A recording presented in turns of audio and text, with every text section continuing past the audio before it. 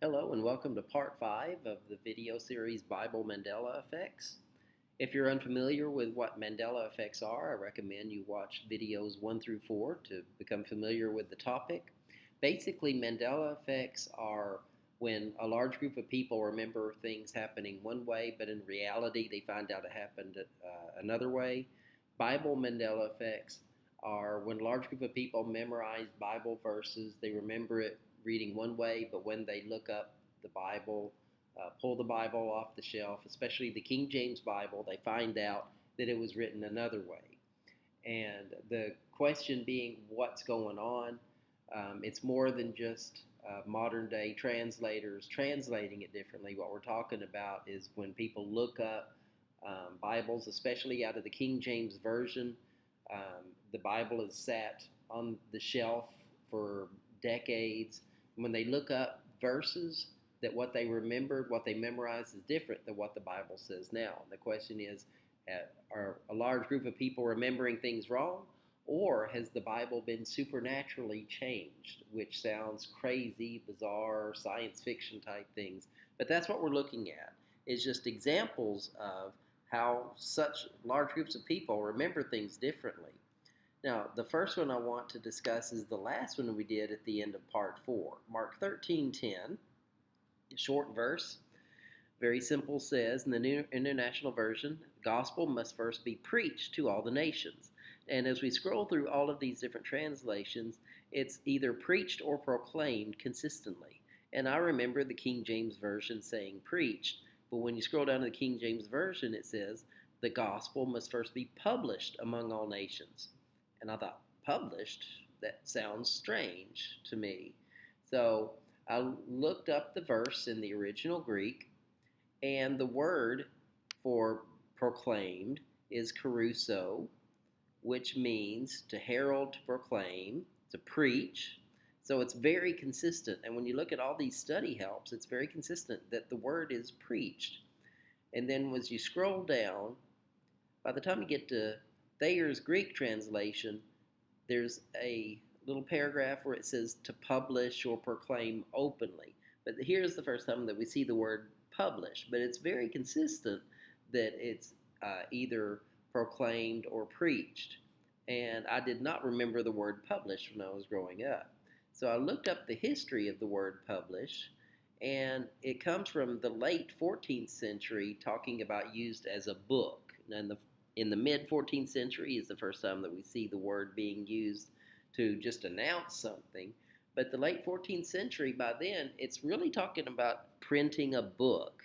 So by the time we get to 1611, it's unusual that that verse would be used in as a substitute for proclaim, for to preach. Um, Now, I also found, though, that this verse isn't just in Mark 13:10. I had never seen this before as I had read the Bible, but it's also found in Luke chapter 2, verse 39. Look at chapter 8, verse 39. Jesus says, "Return home and tell how much God has done for you." So the man went away and told all over town how much Jesus had done for him. But different translations, he proclaimed, okay, and then proclaimed. When you scroll down to King James, and he went his way and published throughout the whole city. Another example of published, and I had never seen published in the Bible, so that's 2. Yet there's another one. When you look at Mark 1:45, instead he went out and began to talk freely, spreading the news. As a result, Jesus could no longer enter a town openly, but stayed outside in lonely places. Okay. As you continue to scroll down, look at the translation in the King James. But he went out and began to publish it much. So just talking about it, again, we see the word publish. So that's 3 examples in the Bible. Yet there's another, a 4th one. Mark 7:36. Jesus commanded them not to tell anyone, but the more he did so, the more they kept talking about it or spread the news. But then you look in the King James, now it says, the more he charged them, the more a great deal they published it. I don't think they published books during Jesus' time. And then one more still, Mark 5:20. So the man went away and began to tell in the Decapolis how much Jesus had done for him, and the people were amazed. You scroll down to the King James Version. And he departed and began to publish in Decapolis how great things had done for him. So 5 examples of the word publish in the Bible that's used as in the King James Version to declare, to proclaim, to preach. And for me personally, and I think for a lot of people, never seen the word publish in the Bible before. And notice it's all in the King James Bible. All these other translations say proclaim or preach or some sort of variation of that. None of them say publish. So I think that's interesting. The next example I wanted to give, Psalm 19:14.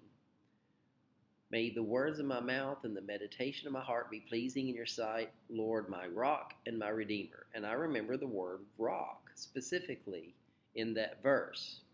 Scroll down, you see the word rock, but then the King James, let the word of my mouth and the meditation of my heart be acceptable in thy sight, O Lord, my strength and my redeemer.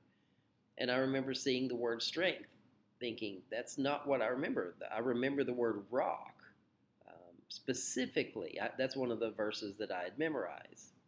So I went to the Greek, and this is what it looks like. And the benevolence of the oracles of my mouth and the meditation of my heart, O Lord, my helper. So here, it's a totally different word. The word is boethos, meaning helper. So where did they get the word rock and then strength also included in it? So it's just unusual that even when you go back to the original Greek, it's a different word than what was originally in the King James. And when I scroll down to the other versions, I do see that now in some other translations, there's the word helper in the Brenton Septuagint translation, okay? And you see it in the Douay-Rheims Bible, helper, which is a French Bible that was done about the same time as the 1611 King James Bible. So there are other translations. So that's 3 different words in this verse, Psalm 19:14. And when you look at the original King James Version of it, the word strength isn't the word that was in the translation of the original Greek, yet the word rock isn't part of either one, but that's what I remember. So that's another strange Mandela effect. And then one more. This one's interesting. Exodus 34:1. The Lord said to Moses, chisel out 2 stone tablets like the first ones, making the 10 commandments. Okay, God told Moses to chisel out tablets. But when you look at the King James Bible, hew thee 2 tables of stone like unto the first. So look in the original King James, it doesn't say tablets. Is it misspelled? What's going on? And then if you look at 3 verses later in verse 4, it's the same thing. It's consistent. Moses chiseled out 2 stone tablets, but you scroll down to King James, he hewed out 2 tables of stone. So are the demons changing the words, and can they not spell correctly? So that's very interesting, what's going on with this. So these are examples of Mandela effects simply because they're not consistent with what we remember. The stone tablets were on tablets of stone, not tables of stone. When you look at the original Greek, the word is tablets, plaques, and it's anything flat or broad. And then when you scroll down and look more specifically at the definition, it does have this idea of tables of stone, but I remember it spelled specifically, it was tablets, and it was consistent. And when you look back, notice all the other translations are tablets of stone. You can scroll down any translation you want, but it's interesting that in the King James, it says tables. Even in New King James, it says tablets. So those are some examples of Mandela effects, and we'll continue next time.